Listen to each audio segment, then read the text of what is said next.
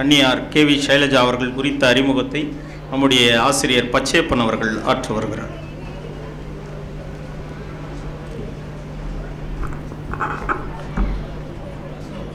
ரோஜா மலர்கள் என்றாலும் நெல் வயலில் அவை கலைகள் தான் என்று சற்றேறக்குறை 25 ஆண்டுகளுக்கு முன்னர் சைலஜா ஒரு ஆசிரியையாக டேனிஷ் மிஷன் மெட்ரிக் மேல்நிலைப் பள்ளி ஜெயித்து காட்டுவோம் என்பது போன்ற ஒரு நிகழ்வில் ஒரு பேச்சாளராக நான் அவரை பார்க்கிறேன். அப்பொழுது அவர் ஆசிரியராக பணிபுரிந்ததாக அறிகிறேன். அதற்கு முன்னரும் பின்னரும் அந்த சொற்பொழிவு தொடரில் தேய் வழக்கோடு பேசிக் கொண்டிருந்த ஆசிரியர்கள் மத்தியில் ஒரு சக இறுதியராக நான் பெருமையோடு கூறுவது என்னவென்றால், சக இறுதியர் மீன்ஸ் அது ஜெயகாந்தனுடைய சொல்லாடல். இன் டேர்ம்ஸ் ஆஃப் ஒரே சிந்தனை, ஒத்த சிந்தனை கொண்ட மாந்தர்கள் எனலாம். ஒரு ஆசிரியராக பெருமையாக இருந்த தேய் வழக்குகளை தூக்கி போட்டுவிட்டு முற்றிலும் அற்புதமான உரையை நிகழ்த்திய சைலஜா ஒரு ஆசிரியராக அறிமுகமான ஒரு தற்செயல். திருவண்ணாமலையில் நவம்பர் 7, 1969 அன்று KA வாசுதேவன், PM மாதவி ஆகிய தம்பதியருக்கு மகளாக பிறக்கிற இவருடைய பூர்வீகம் பாலக்காடு, கேரளா. ஆனால் தமிழில்தான் படிக்கிறார். திருவண்ணாமலை கன்னிகா பரமேஸ்வரி உள்ளிட்ட பள்ளியில் படித்து பட்டம் பெறுகிறார். முற்போக்கு எழுத்தாளர் சங்க மாநாட்டில் இங்கே நம் முன்னே அமர்ந்திருக்கும் எழுத்தாளர் அவருடைய செவரல் டைமென்ஷன்ஸ் பன்முக பரிணாமத்தை சொல்ல அங்கே நேரம் போதாது. சுருக்கமாக கலை வித்தகர் பவா செல்லதுரை அவருடன் கண்டு அந்த அன்பு காதலாக மலர்ந்து திருமணம் செய்து கொள்கிறார். 1994 2 குழந்தைகள், வம்சி மற்றும் மானசி. அவர்களை பர்சனலாகவே எல்லோரும் அறிவோம், நானும் அறிவேன். ஒரு திருவண்ணாமலை தமிழகத்தில் சிவகுமார், நடிகர் சிவகுமார் அவருடைய குடும்பத்தை ஒரு கலை குடும்பம் என்று அழைப்பார்கள். சிவகுமார் அவருடைய பெரிய மூத்த மகன், இளைய மகன் அனைவரும் அழைப்பார். அதுபோன்ற இவருடைய குடும்பத்தை இலக்கிய குடும்பம் எனலாம். சகோதரியாரும் அற்புதமாக மொழிபெயர்ப்பாளர் விருது பெற்றவர். எல்லாவற்றையும் விட அவருடைய தாயார் தேடி தேடி குறிப்பாக சாகித்ய அகாதமி மொழிபெயர்ப்புகளை தேடி தேடி வாசிப்பவர். நானும் அவரும் பார்த்துக்கொள்ளும் போதெல்லாம் தோளில் கைப்பட்டுக் கொள்ளாத குறையாக அந்த புத்தக வாசிப்பை பற்றி தான் விவாதித்துக் கொண்டிருப்போம். இது உண்மை. அற்புதமான ஒரு எழுத்தாளர் குடும்பம். KV சைலஜா முத்தியம்மா என்ற கட்டுரை தொகுப்பில் தன்னுடைய குழந்தை பருவத்தை பற்றி கூறியிருக்கிறார். அதை வாசித்து பாருங்கள். சுருக்கமாக தன்னுடைய எழுத்து மற்றும் வாழ்க்கை இப்படி கூறுகிறார். கலைஞர்கள் சந்திப்பை பற்றி கூறும் அவற்றில் ஒரு முக்கியமான 2 வரிகள் வாழ்வின் துக்கங்களையும் துன்பங்களையும் கூறும் அதே நேரத்தில் வாழத்தகு நம்பிக்கையூட்டும் மனிதமும் சுவையும் நிரம்பியதுதான் இலக்கியம் என்று கூறுகிறார். அந்த வரிகளுடைய தொடர்ச்சியாக மொழிபெயர்ப்பு பணியை மேற்கொள்ளும் சைலஜாவுடைய மொழிபெயர்ப்பில் எண்ணற்ற நூல்கள் வந்திருக்கின்றன. குறிப்பாக 2 நூல்கள் தமிழகம் முழுக்க அறிந்தது. ஒரு நூல் அறியப்பட வேண்டியது. ஒன்று சிதம்பர நினைவுகள். எழுத்தாளர், திரை விமர்சகர் மதன் கேள்வி பதில் மூலம் நாடறிந்த எழுத்தாளர் மதன் அவர்கள் மூலம் வெளியிடப்பட்ட சிதம்பர நினைவுகள் என்ற ஒரு கண்ணீரும் புன்னகையும் நிரம்பிய ஒரு வாழ்க்கை வரலாறு. மகாத்மா காந்தி வாழ்க்கை வரலாறு எவ்வாறு தன்னுடைய சொந்த வாழ்க்கையை வாசகன் முன்பு நிர்வாணமாக வைத்து படையலிட்டு தன்னை பலி கொடுத்து கொண்டார். அத்தகைய ஒரு அற்புதமான வாழ்க்கை வரலாறு அதனுடைய ஒரு பகுதி 11ஆம் வகுப்பு பாட புத்தகத்தில் இடம்பெற்றுள்ளது. அது ஒரு சிறப்பு. தாராளமாக கை தட்டலாம். ஏனென்றால் ஒரு பாட புத்தகத்தில் வைக்கும் அளவுக்கு ஒரு மொழிபெயர்ப்பு நூல் தமிழகத்தில் இருப்பது என்றால் அந்த நூலுக்கு கிடைத்த சிறப்பு, அந்த நூலினுடைய மொழிபெயர்ப்பு கிடைத்த சிறப்பு. அடுத்து கல்பட்டா நாராயணனுடைய நூலை மொழிபெயர்ப்பதை பற்றி ஜெயமோகன் கூறுவார். கல்பட்டா நாராயணன் தமிழராக பிறந்து தமிழில் எழுதியிருந்தால் எப்படி எழுதியிருப்பாரோ அதை விட அற்புதமாக மொழிபெயர்த்திருக்கிறார் என்று கூறியிருக்கிறார். 2வது நூல் மம்முட்டியுடைய 3ஆம் பிறை என்ற நூல். 3வது அதிகம் எனக்கு அது வித்தியாசமாக இருக்கிறது. இந்த புத்தக கண்காட்சியில் வந்த புத்தகம் அது பசி காதல் பித்து என்ற அற்புதமான ஒரு மொழிபெயர்ப்பு நூல். அதை எழுதியவருடைய முன்னுரையே நமக்கு கண்ணில் ரத்தம் வர செய்யும். அவர் சாதாரண என்று கூற எந்த மனிதரும் சாதாரண நபர் அல்லர், சாதாரண ஆளுமை அல்லர். ஒரு வண்ணம் தீட்டுபவர், சுண்ணாம்பு அடிக்கிறவர் முகமது அப்பாஸ். அவர் எழுதிய ஒரு தன் வரலாறு, அருமையான ஒரு மொழிபெயர்ப்பு. அது எவ்வாறு ஒரு கவனம் கொள்ளாமல் போய்விட்டது என்று ஆச்சரியமாக இருக்கிறது. அத்தகைய அற்புதமான மொழிபெயர்ப்புகளை நிகழ்த்தியிருக்கிறார். அற்புதமான எழுத்தாளர். எல்லாவற்றுக்கும் மேலாக வம்சி பதிப்பகம் நிறுவி அற்புதமாக புத்தக பணியை மேற்கொள்கிறார். ஜெயமோகனுடைய அறம் தொகுப்பை முதலில் தமிழில் கொண்டு வந்தவர் இவர்தான். அது இணையத்தில் எழுதப்பட்டதை எழுத்து வடிவத்தை அச்சு வாகனம் ஏற்றிய அற்புதமான எழுத்தாளர், பேச்சாளர். அவர் இன்று நம்முடன் வாசிப்பும் வாழ்க்கையும் என்ற தலைப்பில் அருமையாக உரையாற்ற உள்ளார். அன்புடன் வரவேற்கிறோம்.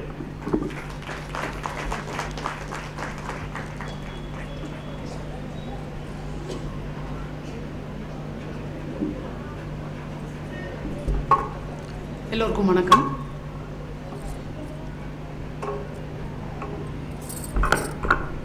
ஒரு தமிழ்நாட்டில் வந்து ஒரு 5 வருஷமாக அந்த மாவட்டம் தோறும் புத்தக திருவிழா நடந்து கொண்டு இருக்கிறது. அதில் முதலாக ஒரு புத்தக திருவிழாவில் நான் இன்றைக்கி தான் பேசுகிறேன். அப்படி என்னை பேசுவதற்கு தகுதியானவளாய் தேர்ந்தெடுத்த விழா குழுவினருக்கு நன்றி. எல்லாரும் இந்த புத்தக கண்காட்சியில் வந்தவங்க எல்லாரும் பேச்சாளர்கள் எல்லாரும் படிங்க படிங்க படிங்கன்னு சொல்லி நிறைய சொல்லியிருப்பாங்கன்னு நினைக்கிறேன். அது திருப்பி எல்லாரும் படிக்கணுமா, ஏன் படிக்கணும் அப்படின்ற கேள்விகளோடையே பல பேர் போகிறதும், இவங்க எப்போ வந்தாலும் படின்னு சொல்லுவாங்க அப்படின்னு சொல்கிறதும் கேட்டுக்கிட்டே இருக்கும். ஆனால் திருப்பி நானும் தான் அதை தான் பேச போகிறேன். ஏன்னா எல்லாரும் படிக்கணுங்கிறது ரொம்ப முக்கியமான ஒரு விஷயமா நான் நினைக்கிறேன். இந்த எல்லாருக்கும் எல்லா விஷயமும் போய் சேரணும் அப்படிங்கிற ரொம்ப முக்கியமான முன்னெடுப்பு தான் இந்த புத்தக கண்காட்சி எல்லாம். நான் நீங்கள் அரசியல் பேசவில்லை, ஆனாலும் இந்த அரசு அதை வந்து ஒவ்வொரு மாவட்ட தலைநகர்களுக்கும் கொண்டு போய் சேர்த்துருக்கிறது. இது வந்து புத்தக கண்காட்சி அல்ல, இது வந்து எல்லாரும் உள்ளே போய் பார்த்து நமக்கு பிடிச்ச புத்தகத்தை வாங்கி அதை ஸ்லாகிச்சு படிக்க வேண்டிய ஒரு இடத்துல இருக்கும். அதனால் யாருமே அப்படி பாசிங்காக அப்படி போயிடாதீங்க. இந்த புத்தக கண்காட்சியில் ஒரு புத்தகமாவது வாங்கணும் அப்படின்ட்டு இருக்கணும். யாருமே வாங்கினதெல்லாம் படித்து முடிக்க போகிறதில்ல, அதுதான் நிஜம். ஒவ்வொரு புத்தக கண்காட்சியின் போதும் சென்னையிலிருந்து வரும்பொழுது எனக்கு ரொம்ப துயர் வரும். ஏன்னா நான் இதே மாதிரி ஒரு ஸ்டால் சென்னையில் போடுவேன். எனக்கு அப்போ வந்து மற்ற கடைகளுக்கு போகிறதுக்கு அவ்வளோவா நேரம் இருக்காது, தேடி வாங்க முடியாது. ஏதோ ஒரு பதட்டம், ஏதோ ஒரு பால்யக்கான நண்பனை விட்டு சோகம், அவனை இனிமேல் பார்க்க முடியாதோ அப்படிங்கிற வலி, யாரையோ இழந்து விட்ட வலியோடு தான் நான் ஒவ்வொரு முறை புத்தக கண்காட்சியிலிருந்தும் திரும்புவேன். ஆனால் வந்த உடனே பிப்ரவரி மாதம் முழுக்க ஒவ்வொரு பதிப்பகத்துக்கும் கடிதம் எழுதி எனக்கு தேவையான புத்தகங்களை வாங்கி கொண்டு வந்து விடுவேன். அப்போ வந்து அது ஒரு மாதிரி நிறைவடைஞ்ச மாதிரி இருக்கும். என்னை எல்லாருமே பிப்ரவரியில் கேட்பாங்க, அதான் புக் ஃபேர் முடிஞ்சிருச்சு இல்லை, ஃப்ரீ ஆகிட்டிங்களா அப்படின்ட்டு. இல்லை, எனக்கு வேலை இருக்குது, இந்த வேலை தான் இருக்கும் எனக்கு. நான் மார்ச்சுக்கு அப்புறம் தான் ஃப்ரீ ஆவேன். அதனால் அது வந்து ஒரு தவிப்பாகவே இருக்குது. நான் இன்றைக்கும் நேற்றும் 2-3 நாளாக பார்த்துட்ருக்கேன். சில நண்பர்கள் என்கிட்ட சொல்லும்போது, எங்கள் வீட்டில் அடித்து வச்ச 3 ஷெல்ஃப் முடிஞ்சிருச்சு, 4வது ஒன்று அடிக்கணும் அப்படின்னாங்க. இப்போ வரும்போது ஒரு அம்மா பார்த்து சொன்னாங்க, எங்கள் ஒரு வீடு முடிஞ்சிருச்சுமா, நான் இன்னொரு வீடு வாங்கணும் போல இருக்கு என் புக் எடுக்கிறது. கேட்கவே அவ்வளோ சந்தோஷமாக இருக்குது.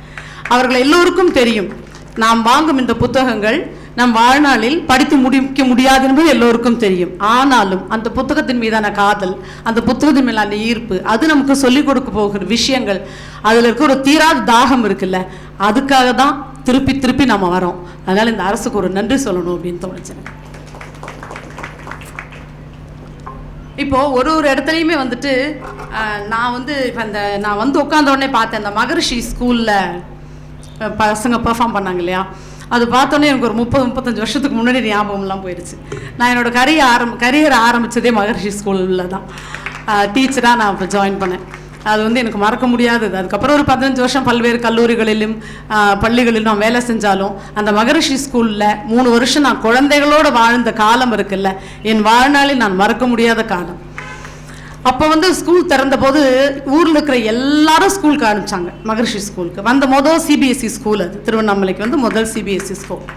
நிச்சயமாக எதிரில் இருக்கும் மகரிஷி வித்யா மந்திர் பொறுப்பாளர்களை ஏதோ சொல்லணுன்றதுக்காக எதுக்காக சொல்ல வரேன்னா, ஒரு ஊரில் ஒரு பள்ளி ஆரம்பிக்கும் போது, ஒரு கல்லூரி ஆரம்பிக்கும் போது, மருத்துவமனை கூட ஆரம்பிக்கும் போது நாம் எல்லோரும் அங்கே போகிறோம்.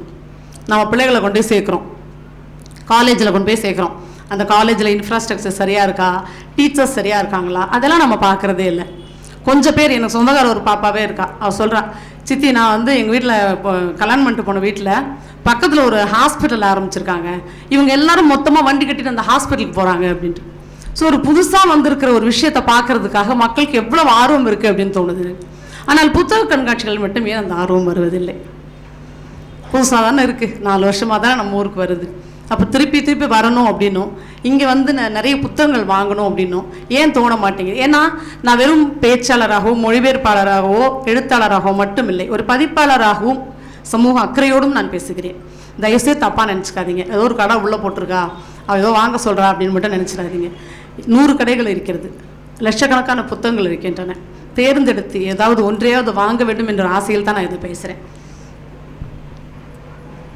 ஆக்சுவலாக அந்த வாசிப்புங்கிறது ரொம்ப அற்புதமான அனுபவங்க. அது வந்து அந்த வாசித்தா மட்டுமே அதை புரிஞ்சு நம்ம வந்து என்ஜாய் பண்ண முடியும். வாங்குற, நான் முதல்ல சொன்ன மாதிரி வாங்குற எல்லா புத்தகங்களும் உடனே வாசிக்கணும் அப்படின்ட்டு இல்லை இல்லையா. எப்போ வேணாலும் நம்ம அதை கூப்பிடும், நம்ம படிக்க சொல்லி கூப்பிடும். என்னுடைய வம்சி காட்சியகத்தில் ஒரு 20 வருஷமாக நாங்கள் அதை நடத்திக்கிட்டு இருக்கோம். அதில் தா பாண்டியன் மொழிபெயர்த்த லாரி டிரைவரின் கதை அப்படின்னு ஒரு கதையை எனக்கு தெரிஞ்சு நான் ஒரு 200 காப்பி விற்றுருப்பேன். ஆனால் நான் அப்போல்லாம் படிக்கலை. இப்போது நான் சொன்னேன் இல்லையா, சென்னையிலேருந்து வரும்போது பெரிய அங்காளைப்போட வந்தேன்னு. அந்த அங்காளைப்போட வரும்போது இந்த புக்கு படிக்கலையே அப்படின்னு தோணுச்சு எனக்கு. அந்த புக்கை பற்றி நான் நிறைய கேள்விப்பட்டிருக்கேன், நிறைய பேர் சொல்கிறத கேட்டிருக்கேன், அதுக்கு இந்த விமர்சனங்கள்லாம் கேட்டிருக்கேன். ஆனால் அந்த புக்கை படிக்கலை. அப்படி படிக்கணும்னு போகும்போது அந்த தண்ணி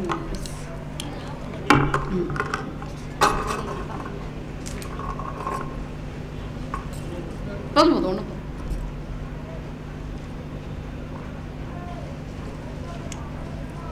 அதை படிக்கணும் அப்படின்னு நினச்ச போது அது ரொம்ப அழகாக மொழிபெயர்த்த யூமா வாசுகியோட மொழிபெயர்ப்பு ஒன்று இருக்குது அப்படின்னு ஒன்று சிஸ்டர் சொன்னாங்க.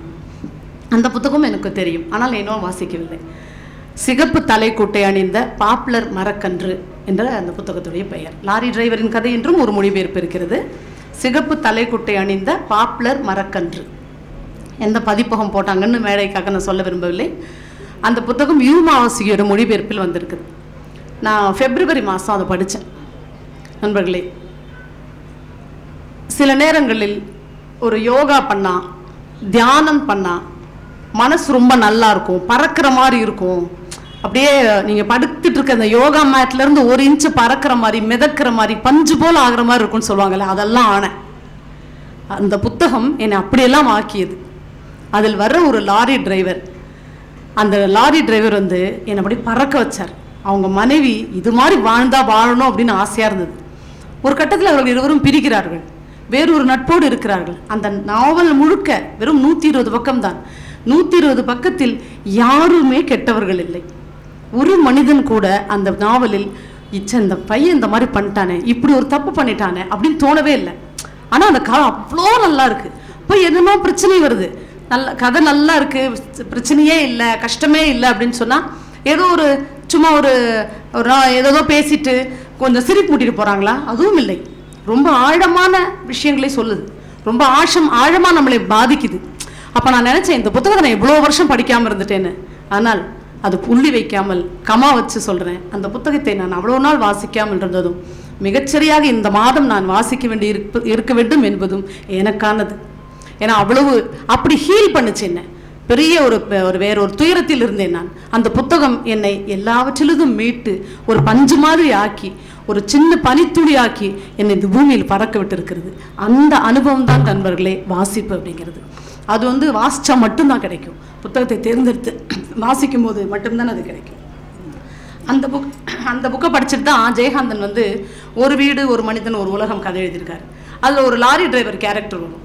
அந்த லாரி டிரைவர் வந்து யாருக்குமே எந்த தப்பும் செய்யாத ஒரு அற்புதமான கேரக்டர் ஜெயமோகன்.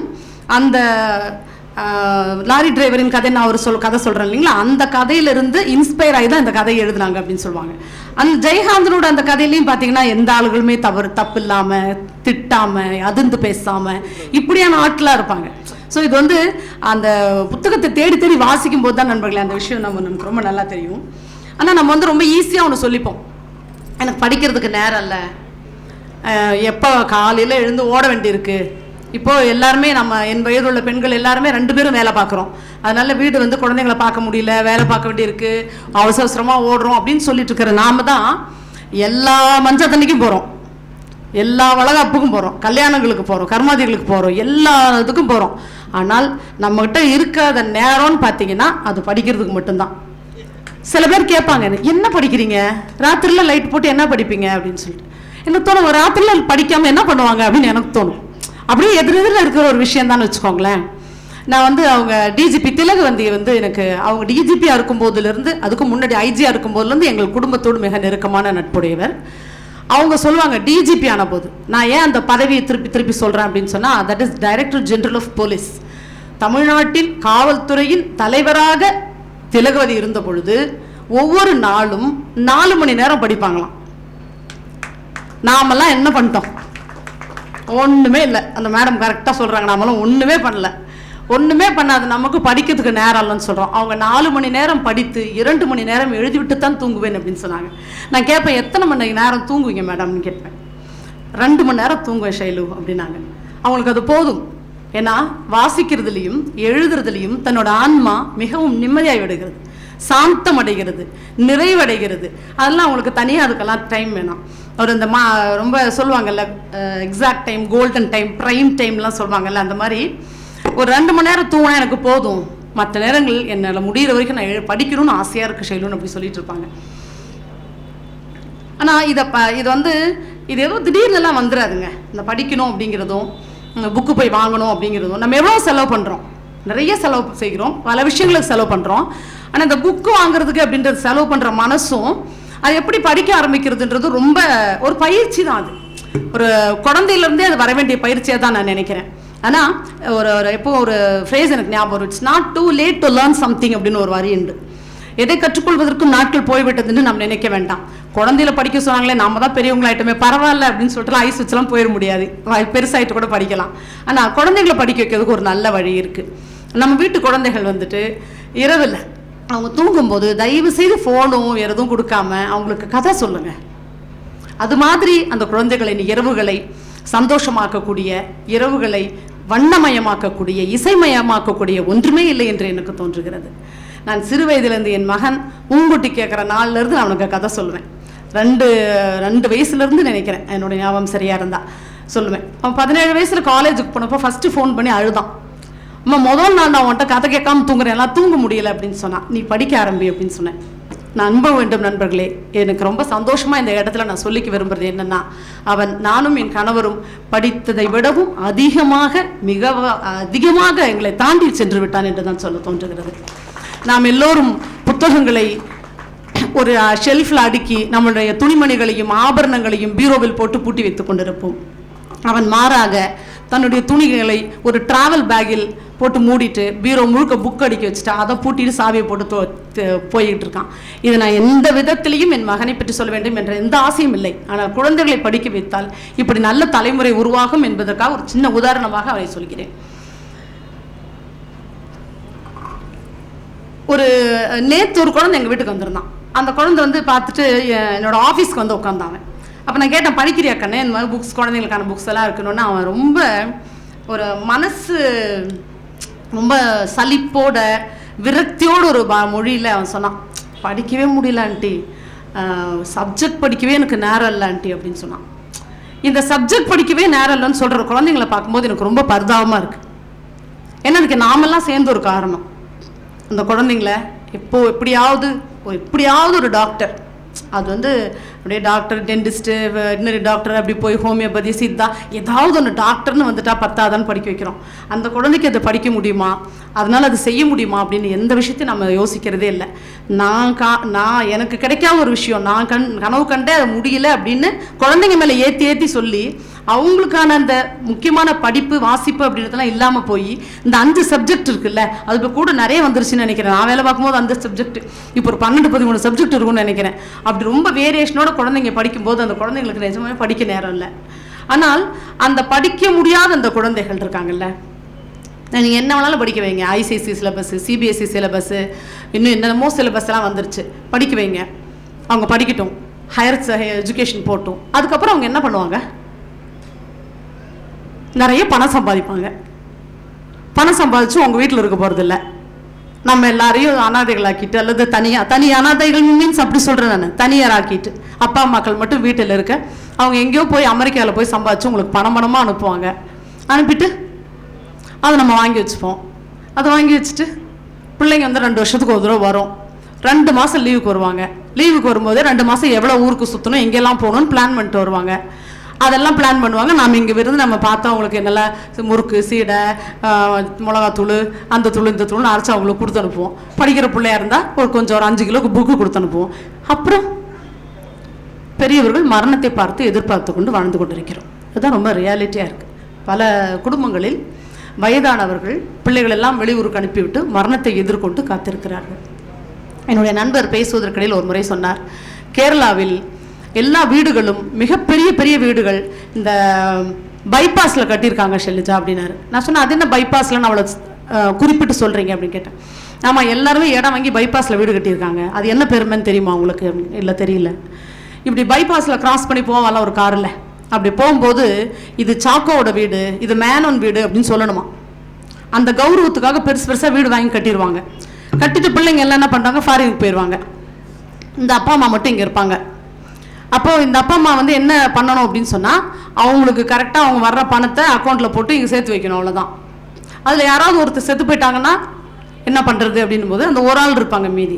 அந்த ஒரு ஆளும் சாகும்போது அந்த மரணத்தை தன் பிள்ளைகளுக்கு சொல்வதற்கு கூட ஆள் இல்லாமல் போய் பல நேரங்களில் மார்ச்சுரியில் வந்து கொல்லப்படாத பிணங்களாய் நிறைய பிணங்கள் அந்த கேரள மார்ச்சுரியில் இருக்கிறது என்று வருத்தத்தோடு சொன்னார். நான் நினைக்கிறேன், இந்த வெறும் கௌரவத்தை எல்லாம் விட்டுட்டு குழந்தைங்க சாதாரணமாக படிக்கட்டும், சாதாரணமாக வேலைக்கு போட்டோம். இப்போ நம்ம தலைமுறையில் குமார் சார் இருக்கார் என்னோட எதிரில். அவர் எவ்வளவுலாம் பட்டங்கள் பெற்று எவ்வளவுலாம் பெரிய பெரிய இடத்துக்கெல்லாம் போயிருக்கிறார். அவர் இந்த ஊர்லேயே தான் இருக்கார். நான் பார்க்குற நாள்லேருந்து ஒரு 20 வருஷமாக அம்மாவும் அவருமா இந்த ஊரில் தான் இருக்காங்க. அவங்க சந்தோஷமா இல்லையா? அப்போ நம்ம எதையோ எதற்கோ கௌரவம் அப்படின்ற பேரில் எங்கேயோ போயிட்டு எது சுவாசம் மூச்சோ அதை வந்து நம்ம விட்டுடுறோமோ அப்படின்னு தோணுது. அந்த குழந்தைங்களுக்குமே கூட வெறுமே சப்ஜெக்ட் படித்த குழந்தைங்க வெளியில் போய் தனக்கு ஏதாவது ஒரு பிரச்சனைன்னு வந்தால் டக்குன்னு அவங்களால அதை சால்வ் பண்ணவே முடியல. அப்படி சால்வ் பண்ண முடியாத குழந்தைகள் தான் பல இந்த ஜூனியர் காலேஜஸ்ன்னு சொல்கிற +1 +2 மட்டும் இருக்கிற கல்லூரிகளில் ஹாஸ்டலில் சேர்த்து விடுற பிள்ளைகள், பல பிள்ளைகள் சூசைட் பண்ணிக்கிறது நம்ம பார்க்குறோம். 16 வயசுல என்னங்க கஷ்டம் வந்துட போது அந்த பையன் சாகணும்? அவன் வாழ வேண்டிய பையன் இல்லையா? அவன் இன்னும் எவ்வளவு காலம் வாழணும்? இந்த சமூகத்துக்கு எவ்வளவெல்லாம் செய்தி சொல்ல வேண்டி இருக்கிறது இல்லையா? பச்சைப்பன் சார் சொல்லும்போது சொன்னார், பசி காதல் பித்துன்னு ஒரு புக் எழுதியிருக்காங்கன்னு. அது ஏன் வெளியே தெரியவில்லை என்று தெரியலேன்னு சொன்னார். இல்லை சார், அது வந்து போன மாதம்தான் வெளிவந்தது. மிக சந்தோஷமாக நான் சொல்லிக் கொள்கிறேன், இன்னும் ஒரு 200 பிரதிகள் முடிந்தால் மிக நிச்சயமாகவே 1000 பிரதிகள் முடிந்து போகிறது என்பதை சந்தோஷமாக சொல்கிறேன். அந்த புத்தகத்தில் அந்த வண்ணமடிப்பவனாக வரும் முகமது அப்பாஸ் ஒரு வீட்டுக்கு வண்ணமடிக்க போகிறார். வண்ணமடிக்க போகும்போது யாருமே இருக்க மாட்டேங்கிறாங்க. அந்த வீட்டில் காலியாக இருக்கு அந்த வீடு. சுண்ணாம்படிக்க போகிறார் இவர். அந்த 2 பேரை துணைக்கு கூட்டிகிட்டு போகிறாரு. இந்த வீட்டுக்கு நீங்கள் சுண்ணாம்படிக்கணும், நீங்கள் எவ்வளோ பணம் கேட்டாலும் தரேன் அப்படின்னு சொல்லிட்டு அந்த வீட்டு சொந்தக்காரர் சொல்கிறாரு. சரின்னு இவங்க போகிறாங்க. 2 நாள் சுண்ணாம்படிக்கிறாங்க. அப்புறம் ரோட்டில் வந்து தான் சாப்பிட போகணும், ஒரு சின்ன கடையில் போது சாப்பிட போகிறாங்க. திரும்பி வந்துட்டு வரும்போது அந்த ஊருக்காரன் ஒரு ஆள் நின்று, அந்த வீட்லேயே சுண்ணாம்படிக்க போகிறீங்க அப்படின்னு நக்கலாக ஒரு கேள்வி கேட்குறான். ஆமாம். இல்லை, அந்த வீட்டுக்கே போகிறீங்களா, அங்கேயே தங்குறீங்களா அப்படின்னு கேட்குறான். ஆமாம், அங்கே தான் தங்குறேன் அப்படின்றாரு. தெரியாதா உங்களுக்கு அது அப்படின்னு கேட்குறாங்க. சரி சொல்லுங்கள், ஏதோ சொல்ல வரீங்க சொல்லுங்கள் அப்படின்னு அவர் கேட்பான். ஒன்றும் இல்லை, அங்கே 2 பேர் தூக்கு மாட்டி செத்துட்டாங்க தெரியுமா உங்களுக்கு அப்படின்னு கேட்குறாரு. இவருக்கு லேசாக ஒரு பயம் வருது. இவர் வந்து ரொம்ப லெஃப்டிஸ்ட், கடவுள் நமக்கு மறுப்பாளர். அவருக்கு அந்த பயம் இல்லை. இந்த கூட இருக்காங்க பார்த்தீங்களா 2 பசங்க, அவங்களுக்கு கை கால்லாம் ஓதுறது. அவங்க வந்து வீட்டுக்கு வந்து என்ன சொல்கிறாங்க, சேட்டா நீங்கள் போய் சுண்ணாம்படிக்கணும் அடிச்சுக்கோங்க, எங்களுக்கு வேணாம், எங்களுக்கு பயமாக இருக்குது, நாங்கள் போகிறோம் அப்படின்னு திரும்பி போயிடுறாங்க.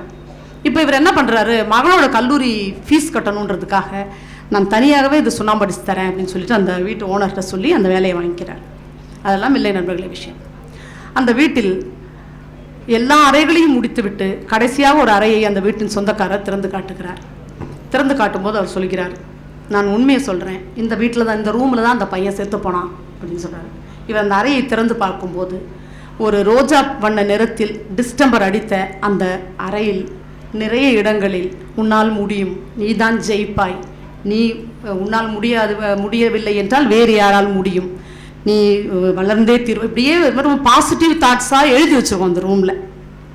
அப்போது ஒரு 10ஆம் கிளாஸ் படிக்கிற பையன், அம்மா வந்து மட்டும் வளர்க்குற அந்த பையன், ஒரு காதல் திருமணம் செய்து கொண்டு அம்மாவும் அப்பாவும், அப்பா பிரிந்து போன பிறகு மொத்த சுமையும் அம்மா மேல் விழுந்து அந்த அம்மா அந்த பையனை மட்டுமே ஒற்றை நம்பிக்கையாக வைத்து கொண்டிருந்த பொழுது அந்த மகன் 10ஆம் வகுப்பில் தோற்று போகிறான்.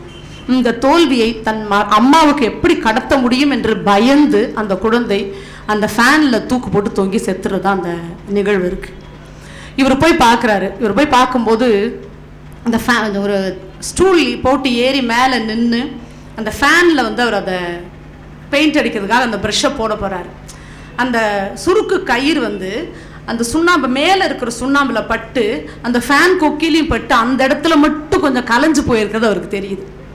அவர் நினைக்கிறாரு, இந்த வாழ்க்கையில் எதையுமே தன்னால் சாதிக்க முடியாது என்று நினைத்த ஒரு 16 வயது மகன் இங்கே துடித்து இறந்ததுனால தான் இந்த பெயிண்ட் போயிருக்கு.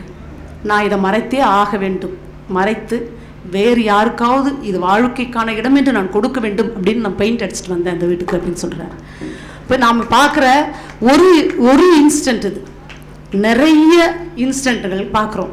அவங்க என்னன்னா சப்ஜெக்ட் மட்டும்தான் தெரியும். எவ்வளவு பெரிய பையனாக இருந்தாலும், எவ்வளவு திடீர்னு காதல், திடீர்னு கல்யாணம், திடீர்னு விவாகரத்துன்னு போய்கொண்டிருக்கிற நாட்களில் தன்னுடைய பிரச்சனைக்கு என்ன பண்ணணும்னு தெரியாமல் இருக்கிற தவிப்பு தான் அந்த குழந்தைகளுக்கு. ஒரு வகையில் பெற்றோர்களான நாமும் அதற்கு காரணம். அவர்களை வேறு விதமாக திருப்பி, வெறும் படிக்கிறது மட்டும் இல்லை, அவனுக்கு டான்ஸ் ஆன பிடிச்சிருதுன்னா டான்ஸ் ஆட விடுங்க, நாட்டியம் வரைய பிடிச்சதுன்னா வரைய விடுங்க. முதல்ல நீ என்னடா படிக்கணும்னு நினைக்கிற, நீ என்னமா படிக்கணும்னு நினைக்கிறேன்னு குழந்தைகளை தயவு செய்து கேளுங்கள். நான் படிக்காத இடத்துல, நான் போகாத இடத்துல அப்படின்னு சொல்லாதீங்க. பிரபஞ்சம் சொல்வாரு, உங்களுடைய ஒழுக்க சிலுவைகளை சுமந்து கொள்வதற்காக அல்ல உங்கள் பிள்ளைகள், அவர்கள் உங்கள் மூலமாக உலகத்திற்கு வந்தவர்கள், அவ்வளவுதான். அதனால நான் போகாத இடம், நான் வாங்காத மார்க்கு எப்படி வாங்க முடியும்? ஒரு நீந்திர மீனை மரத்தில் ஏறுன்னு சொன்னால் நிச்சயமா முடியாது. அது நீந்த தான் முடியும், மரத்தில் ஏறவே முடியாது. ஒவ்வொரு முறையும் அந்த மரத்தில் ஏறும் மீன் தன்னால் முடியாதோ என்று நினைத்து திரும்பி வருகிற அவ்வளவு தாழ்வு மனப்பான்மையை குழந்தைகளுக்கு கொடுக்காதீர்கள். இதற்கு ஒரு சின்ன விஷயமான வாசிப்பும் உங்களுக்கு நிச்சயமாக அந்த குழந்தைகளுக்கு உதவும் என்று நினைக்கிறேன். நான் இலக்கியத்தில் தான் நிறைய கற்றுக்கிட்டேன். இலக்கியம் எனக்கு நிறைய கொடுத்துருக்கு. அன்பை, காதலை, நட்பை எல்லாவற்றையும் கொடுத்திருக்கிறது. அது மாதிரி போன மாதம் மறைந்த எழுத்தாளர் MTV